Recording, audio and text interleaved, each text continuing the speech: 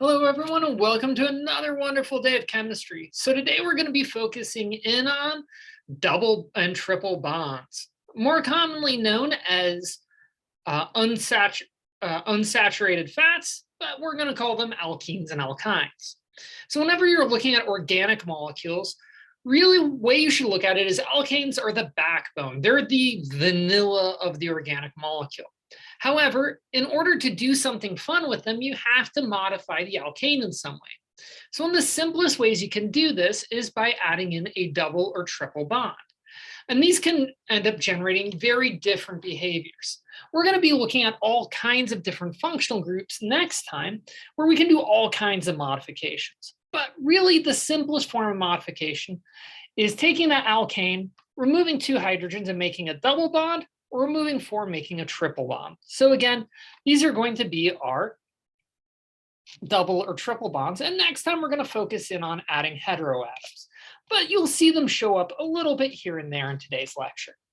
So simplest functional group you can add to an alkane is simply removing two hydrogen atoms and making an alkene. These are often called unsaturated hydrocarbons. So a saturated hydrocarbon is often something like animal fat, lard. Unsaturated carbon chains are much more frequently found in things like vegetable oil.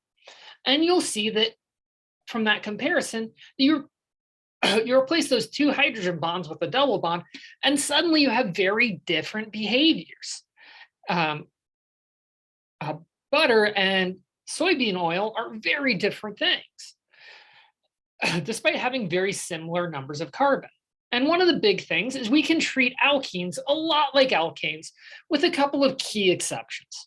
First, we know that our base chain must include a double bond. And so when you're finding your base chain, it will no longer be the longest chain, it will be the one that includes a double bond. And our numbering priority is going to be placed on the first carbon in that double bond. And we're going to change that suffix. So instead of an ane, it's now ene. So let's go ahead and take this molecule here. We have 1, 2, 3, 4 carbons. So this means I've got a butene. Now that double bond starts on the second carbon. So this would be a 2-butene. However, for longer molecules, it's a little bit more common to put that 2 right before the e. So 2-butene or but-2-ene are both going to refer to the same thing. But we don't have to apply this just to simpler molecules like butene. We can apply it to longer things like this. So this gets a little bit more involved, but it still has most of the same rules of our alkane. So first we have to find the longest chain that involves a double bond. So that means we're going to include this chain. So 1, 2, 3. Now let's check both ends. 4, 5, 6, 4, 5, 6. So let's go this way because we have some extra substituents on this side. So this means I've got a hexene or hex 1, 2-ene. Now we go ahead and find our other substituents. So on the 3 group, we've got 1, 2, 3. So that would be meth eats peoples, so propyl, and 4, 5 dimethyl. So there we go. Put it alphabetically: 4, 5 dimethyl, 3 propyl, hex 2-ene. And there you go. They look a little bit much when you first stare at the molecule or the name, but you can kind of piece them together. However, one of the big things, though, is on alkenes, it turns out this is going to be one of the first cases where the position of our carbons matters just as much as where they're located. Because it turns out, unlike alkanes, where you can rotate these carbon atoms all the way around each other, when you add in a double bond, because those pi orbitals are above and below that bond, it makes the molecule stick. So it's very important to note which side of that double bond our various substituents are. So let's go ahead and take a look at our butenes. So both of these are but-2-enes. We've got 1, 2, 3, 4, 1, 2, 3, 4 carbons. Double bond is on that second carbon, but they will behave very differently. And we need to find a good way to distinguish in between these. So the easiest way is to use what is called Cis Trans Nomenclature. This has nothing to do with gender, and all about are things pointed the same way, cis, or opposite ways, trans. So this first group, these two carbon atoms are pointed in opposite directions. So we've got a trans but2e.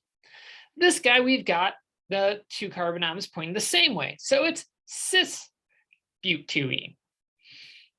However, it can be a little hard to keep track of all the cis and trans if you start going to larger molecules.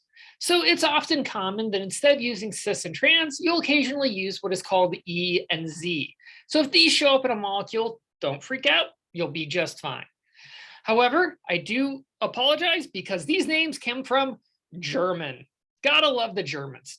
So E stands for Entgegangen, which means opposite sides of the molecule. So that means that cis is the same as Entgegangen. Z stands for zusammen, also known as together.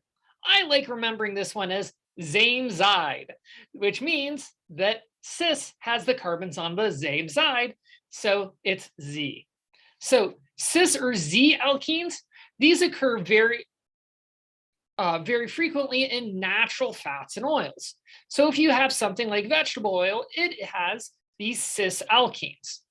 However, it turns out that trans fats come from artificial sources. So this is, you take a natural, usually saturated fat, and you do some chemistry and you produce a trans fat. These are slightly problematic because your body doesn't know how to metabolize trans fats.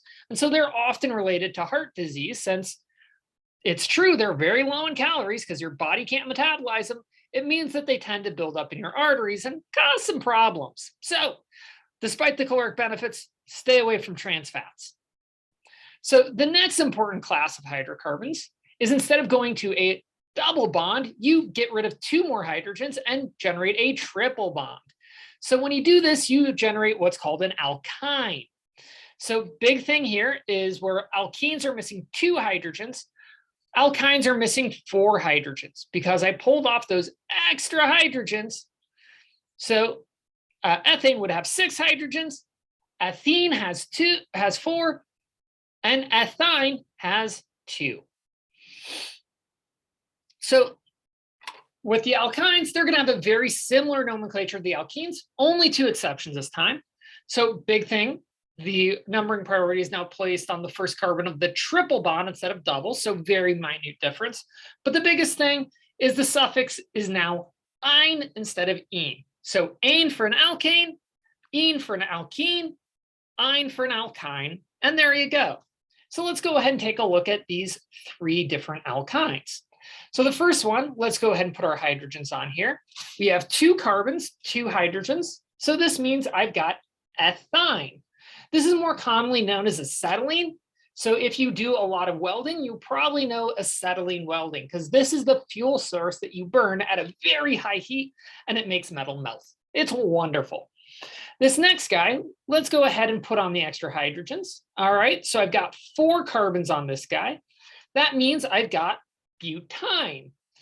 Big thing here is that here I've got two butane, 1, 2. So 2-butane or but2-ine, either one is okay. This last one, let's go ahead and put on our hydrogens. So we've got, again, four carbons, but now notice that the triple bond starts on the first carbon. So it's 1-butane or but1-ine, either one is fine. However, one of the other really cool things you can do, especially with double bonds, is if you start placing them on a cyclic molecule, so a ring, what you can have is what are called resonance stabilized rings. So let's say I've got a nice cyclohexene. So 6 carbons in a ring. I can put 3 double bonds on this molecule in alternating fashion. Now I can do this in one of two ways. I can start the double bonds here or start them here and then alternate. Well, it turns out that these things are the same molecule.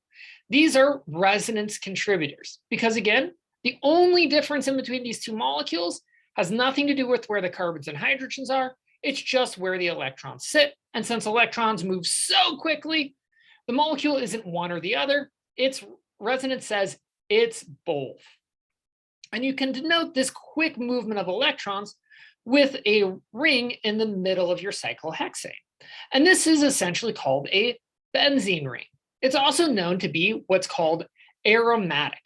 So aromatics are a special type of very stabilized resonance structure. So in order to be a true resonance ring, it has to have 4n+2 electrons. So for most of the time, we're just going to focus on having 6 electrons in a ring. And this essentially, as we saw last time, allows for proper filling of the bonding orbitals without filling a single anti-bonding orbital, making a very stable system. However, what we're going to focus in on is the fact that most of these aromatic rings are part of larger organic molecules. As they're very stable, they make very stable bases for a wide range of biological molecules. So if I'm going to go ahead and use these aromatic rings as a substituent, so I place them on something else, I'm going to give them one of two very special names. If it's just an aromatic ring, we call this a phenyl group. So then I can just attach one of these aromatic rings onto something, and there you go.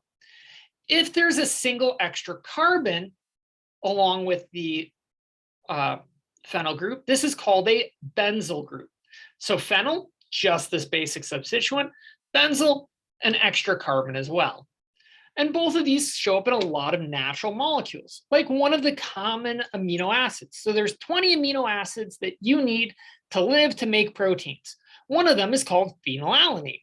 Guess what alanine is? It's just this molecule. You throw an aromatic ring on it, and it's suddenly phenylalanine. However, benzyl groups also show up in a lot of things. Benzyl acetate is used for the scent of jasmine. So if you like a lot of fragrances, you'll probably see something with a benzyl group.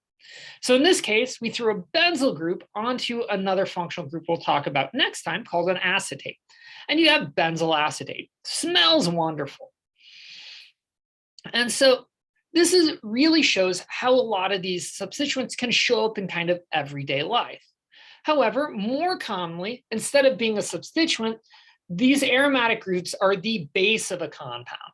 So the base name for an aromatic group is benzene. However, if you throw a methyl group onto a benzene, it's called toluene.